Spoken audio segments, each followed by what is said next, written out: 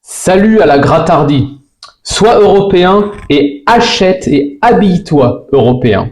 Alors, bienvenue donc sur ma chaîne, la chaîne du Grattard. On y parle des peuples européens d'une manière générale, plutôt l'Europe centrale car c'est là où j'habite, de l'expatriation, des bonnes combines à utiliser en Europe centrale pour justement tirer le meilleur jus de cette zone géographique et une meilleure assimilation, une meilleure adaptation à ces peuples. Pense à t'abonner pour ne pas louper les sorties qui généralement sont hebdomadaires si tout se passe bien. Voilà. Alors là, j'ai commencé à faire une petite incise, j'ai rigolé parce que il y a un Saiyan qui est venu poster un commentaire haineux, ça qui est drôle parce qu'en fait, il vous reproche d'être haineux. Moi, je suis pas haineux dans mes vidéos du tout, hein. Je dis juste, ouais, les Blancs, le territoire des Blancs, c'est l'Europe et on est raciste si on veut. Point. Voilà, il n'y a pas de peut-être de ben oui, il n'y a même pas l'excuse de colonisation, etc. Tous les peuples ont colonisé, les Asiatiques. Je crois que seuls les Noirs n'ont pas colonisé, mais les Arabes ont méga colonisé, ont ultra colonisé. Même voilà, les Blancs l'ont fait, il n'y a pas de problème. Mais tout le monde l'a fait. On n'a pas à se justifier de vouloir être chez nous. De la même manière que d'ailleurs les Maghrébins n'ont pas à justifier de vouloir une unité ethnique au Maghreb, et d'ailleurs, je fais une grosse dédicace très sincère, il n'y a aucun calcul là dans ce que je vais dire, à la police du Maghreb, que ce soit l'algérienne, la marocaine ou la tunisienne, qui travaille activement à la dénégrification du Maghreb en refoulant donc les Noirs aux frontières qui essayent de venir au Maghreb pour ceux qui ne peuvent pas venir en France, parce que tout simplement, bah, ça nous évite à nous aussi de nous les farcir par ricochet. Donc c'est plutôt une bonne chose, voilà. Et d'ailleurs, je rigolais parce que, ça m'embête toujours moi quand on fait des procès en racisme, mais la police algérienne, je crois que c'est en 2021, je sais pas, faudra m'arrêter si je dis une bêtise, je le fais de mémoire, là j'ai pas regardé, mais je fais appel à mes souvenirs de cette époque, que la police algérienne s'est prise une association antiraciste ou je sais pas quoi française, là on est vraiment chez les fous, on se dit mais la France, enfin l'Algérie elle est indépendante, foutez-leur la paix quoi. Il y a une association antiraciste qui a attaqué la police algérienne, je crois en justice, ou qui leur ont tenté un procès en signalement de vertu, je crois, quelque chose comme ça, parce qu'en gros, bah ouais, la police algérienne, elle a pas d'état d'âme face aux Noirs qui essayent de rentrer au Maghreb. Pour les femmes, hein, il y a que ça qui les intéresse. Hein. Vous savez, voilà, j'ai tendance à dire que l'Africain noir, là, pour le coup, il est très basiquement composé, n'est-ce pas? C'est Ouga Bouga, moi pas vouloir une africaine, moi vouloir une peau claire, en fait. Et s'ils peuvent pas avoir une blanche, ils vont essayer une maghrébine. Mais les Maghrébins les foutent dehors, et ça, quand même, grosse dédicace à ça. Donc, Saiyan accepte aussi que les Européens veuillent être chez eux, tout simplement, sans vous. Voilà, mais c'est pas méchant, tu comprends ou pas? C'est pas méchant. Et sinon, oui, je suis ce qu'on appelle un gros raciste entre guillemets, mais c'est totalement assumé en fait. Faut que tu vois les autres vidéos. J'ai jamais fait cas d'une quelconque taquia sur la question, pas du tout. Voilà. Et moi j'ai une théorie qui vaut ce qu'elle vaut, mais sur les Maghrébins dans la dissidence, parce qu'un jour, un gars m'a dit, mais c'est marrant, il y a beaucoup de Maghrébins dans la dissidence. Je fais, bah oui, mais c'est normal. En gros, qu'est-ce que ça permet? Ça permet, ce qu'il faut savoir un truc, beaucoup de non-blancs se savent être une nuisance. Donc là, malgré tout le baratin gauchiste habituel des associations qui prêchent la bonne parole, ils se savent être une nuisance, et d'ailleurs ils le revendiquent. C'est voilà, vas-y, vous avez colonisé. Ouais, tu parles, on a construit des routes, des écoles, des hôpitaux, des infrastructures, tout ça. Bon bah voilà, à la limite un remerciement, mais faut pas commencer à attaquer. Et en gros, ils se savent être une nuisance. Et la dissidence, en gros, par son antisémitisme fanatique et son anti-maçonnisme ridicule, pour le coup, complètement ridicule, en fait, ça permet de détourner la colère. Voilà, ça permet de détourner le juste châtiment, tout simplement. Parce qu'en gros, les Blancs, ils en ont marre de l'immigration, ils en ont marre de la fiscalité galopante. Voilà, c'est ça qu'ils ont marre, en gros. Je parle pour l'Europe de l'Ouest. Donc c'est pour ça qu'en gros, vous avez des Youssef et des Idriss Aberkan, et bon, j'en oublie certainement d'autres, mais on va dire pour les plus connus dans la dissidence, parce qu'en fait, ça permet tout simplement de de faire la stratégie du chiffon rouge. Tu sais, il y a un problème et eux ils détournent l'attention, ils disent ah ouais mais regarde là-bas et tout, et en fait ils s'opposent absolument pas à ce que leurs frères de race entrent en Europe. Hein. Ils sont antiracistes, ils chassent, je cite, les fachos, etc. Donc non, c'est complètement fantoche. Voilà. C'était le petit message que je voulais dire. Évidemment, là je m'adresse maintenant à ma communauté, donc n'hésitez pas à commenter dans la section administré. Alors, donc, aujourd'hui, on va parler des habits. Alors, vous allez me dire, qu'est-ce qu'on s'en fout? Non, on s'en fout pas. Parce que vous aurez certainement remarqué qu'il y a presque plus aucun vêtement qui n'est produit en Europe. Hein. Même dans des pays qu'on pourrait considérer comme un peu moins riches d'Europe, comme, je sais pas moi, la Roumanie, les Balkans, même aller l'Ukraine, hein, même si c'est pas dans l'Union Européenne, c'est en Europe ethnique quand même. Ça pourrait être produit là-bas, par exemple. Bon, c'est pas le cas du tout. Ils sont en extrême majorité fabriqués dans des pays infects, Bangladesh, Pakistan. En fait, concrètement, c'est ce que j'appelle les chiottes de l'Inde, hein, tout simplement. Mais chose intéressante, c'est que les prix malgré tout sont élevés. Ça, c'est un truc qui m'a jamais échappé. Qui m'a pas échappé. Je me suis dit, mais c'est bizarre parce que tu vas chez Tommy Hilfiger, tu vas chez Hugo Boss, tout est produit chez les rats, sans exception. Il y a rien qui est produit sur le sol arien. Ça coûte vraiment une blinde et ça doit être fabriqué à 3 francs 6 sous dans un Bauge de New Delhi ou je sais pas où quoi. Bon, moi je veux mettre un terme à ce truc-là et je veux que la vidéo évidemment soit partagée en masse comme d'habitude parce que là ça va être vraiment un guide pratique pour s'habiller blanc, vraiment réellement. Et là d'ailleurs je vais faire un petit sponsor. Alors, je suis pas de pognon pour ça, mais ça c'est la marque Red is Bad, une marque polonaise anti-singe, anti-gauchiste et anti tout ce qui peut emmerder l'homme blanc tout simplement.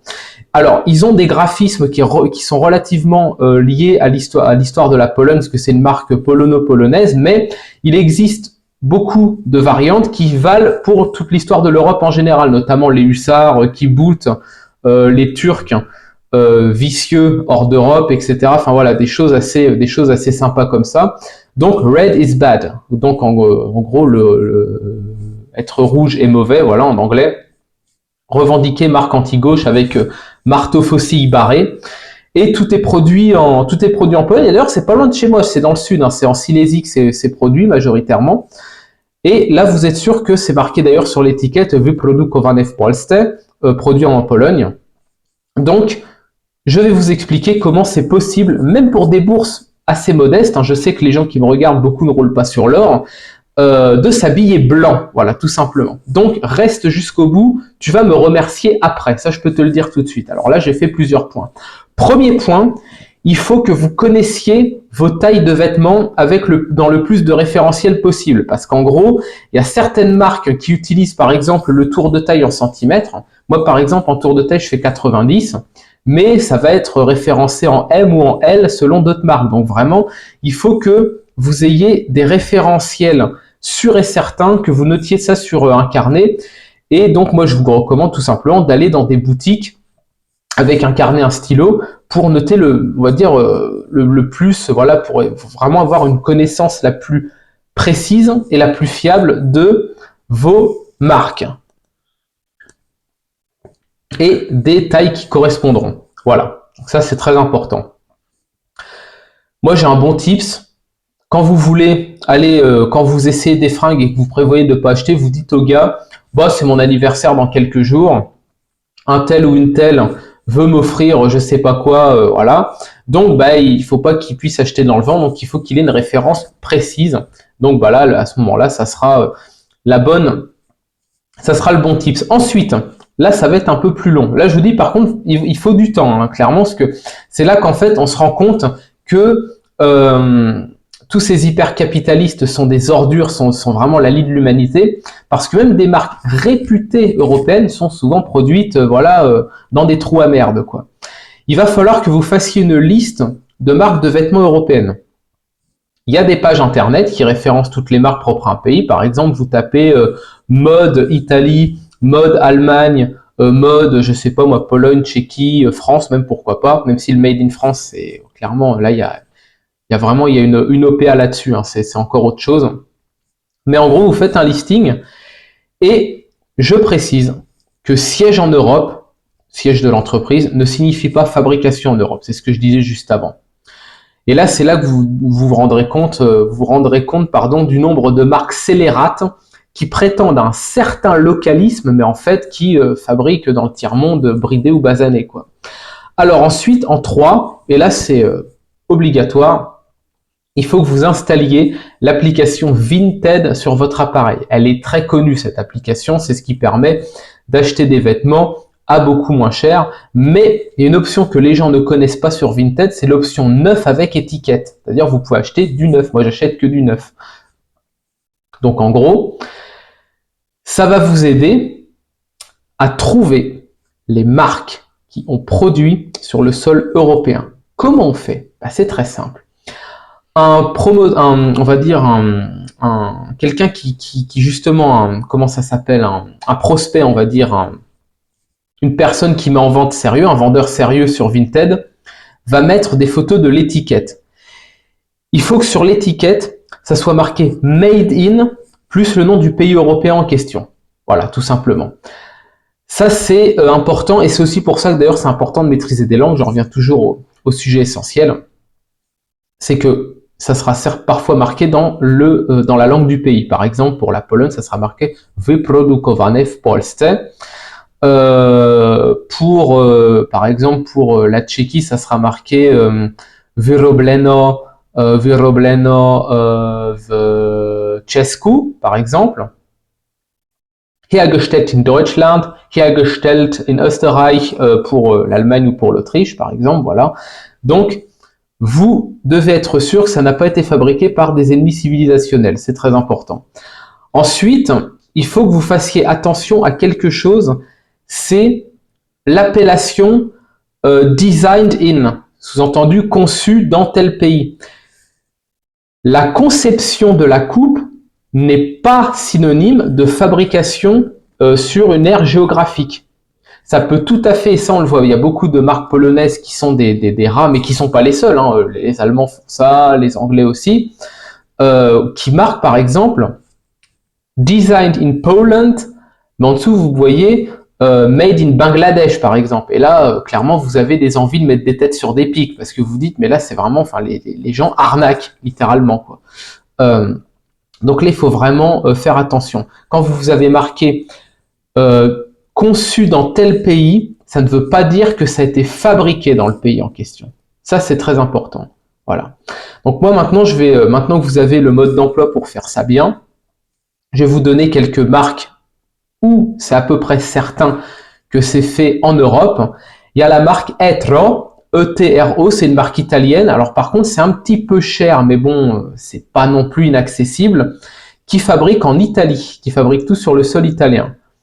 La marque Vistula polonaise fabrique toutes ses vestes en Italie, par exemple.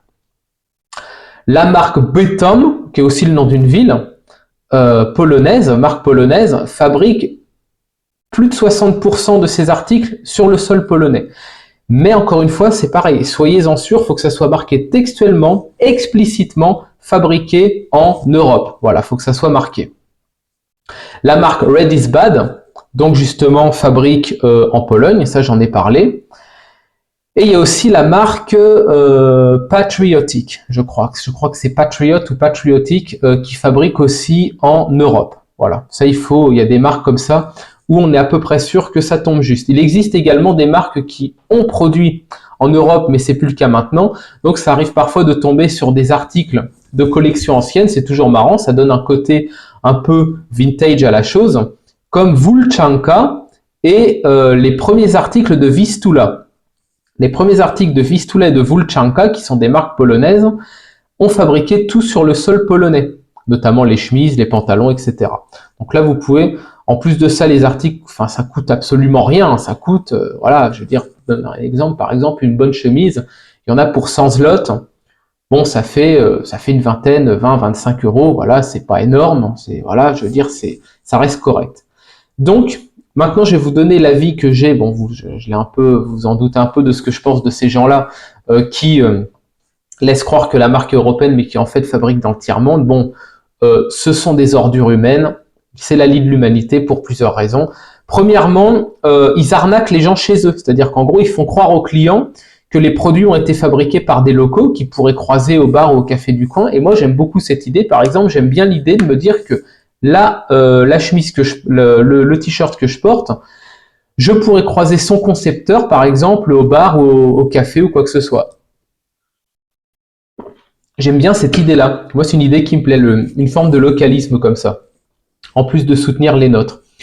Et ce sont des ordures pour une deuxième raison, parce qu'en gros, ils exploitent des pauvres gosses dans des pays lointains à un coût misérable, alors que les articles, ils sont revendus à prix d'or en Europe. Donc là, en fait, ils se font des marges qui sont absolument ignobles. Ce sont vraiment, je vais pas faire le coup du salaud de riche, mais là, il y a quand même quelque chose. Là, il y a quand même des têtes à mettre sur des pics, hein, moi je le dis, hein, sans problème. Hein. Les Tommy Hilfiger, les Hugo Boss, etc. Moi, j'étais dans une boutique Tommy Hilfiger. La chemise, elle coûte 500 zlots. Ça veut dire à peu près 115 euros. Fait où? Au Cambodge. Moi, je le dis, hein, à la libération de l'Europe, ces gens-là, ils vont payer et ils paieront du prix de leur vie. Hein. Il y a un moment donné, je veux dire, il y en a ras-le-bol de prendre les gens pour des cons à ce point-là. Quoi. Voilà. Donc moi, je le dis maintenant. Je sais qu'il y a beaucoup de gars qui font attention à leur alimentation et qui consomment local. Faites pareil pour tout, le plus possible, y compris pour les vêtements. Il n'y a rien de plus stylé, on se sent vraiment fier quand on porte des choses dont on sait qu'elles ont été produites par des gens qu'on pourrait croiser au quotidien et on sait que ça fait vivre des gens là-bas. Alors certains vont m'opposer l'argument du oui, mais Boris, tu comprends, tu achètes quelque chose sur Vinted à une marque alors qu'en réalité c'est un déstockage, ça n'ira pas. Alors là, c'est parfaitement faux. Il faut savoir une chose, c'est que quand vous achetez, par exemple, une chemise d'occasion sur Vinted, neuve, mais on va dire à 2 fois moins le prix ou 3 fois moins le prix, eh ben, elle a été achetée par l'entreprise. Au départ, les coûts de production ont été aux gens justement qui ont racheté, c'est-à-dire à la succursale en Europe. Donc en fait, finalement, plutôt que cette chemise aille à la poubelle et que les gens aient travaillé pour rien, elle est portée et les gens, ils ont eu leur argent, donc il n'y a aucun problème avec ça. Alors moi, je le dis maintenant, les marques qui ont des pratiques de délocalisation d'ordures et qui font justement coudre vos fringues par des gosses vraiment dans des conditions horribles, alors que ça pourrait être fait par des darons de 50 ans en Silésie, doivent être boycottés et dénoncés. Moi, j'ai fait plusieurs scandales dans certaines entreprises, dans certaines boîtes en Pologne qui prétendument fabriquent sur le sol européen, alors que c'est pas du tout vrai. Moi, j'encourage à faire pareil, et même à écrire au siège, et même à s'organiser, à contacter des associations de consommateurs, etc., et dénoncer ces pratiques-là. Et je vais vous dire une chose, ce boycott-là, il paye. Je vais vous donner un exemple tout de suite. Début juillet, le marathon de Varsovie a boycotté et dénoncé publiquement la marque 4F, donc 4 comme le chiffre 4 et F comme la lettre F comme François. 4F, c'est une marque prétendument polonaise, mais qui fabrique plus de 90% de tous leurs articles en Asie, pour justement avoir livré aux coureurs des maillots fabriqués en Chine. C'est pas des ordures finies, ça? Eh ben, vous savez ce que les organisateurs ont fait? Allez vous faire foutre, vous êtes des menteurs, vous êtes des escrocs, vous êtes des ordures d'ultra-capitalistes. Et ils ont perdu de l'argent. L'entreprise 4F a perdu de l'argent pour s'être foutu de la gueule des marathoniens de Varsovie et je m'en félicite, j'en suis tout à fait content, c'est l'avenir ces choses-là. Ces gens-là vont payer, ces gens-là doivent payer, d'accord? Il y en a ras-le-bol de porter des fringues qui ont été faites par des basanés. Maintenant, on s'habille européen, on boycotte ces marques ordurières qui mentent, qui calomnient et qui escroquent leur clientèle et il ne faut jamais hésiter à le rappeler. Voilà. Donc, partagez cette vidéo en masse qui est assez courte finalement. Voilà. Et on se retrouve pour la prochaine.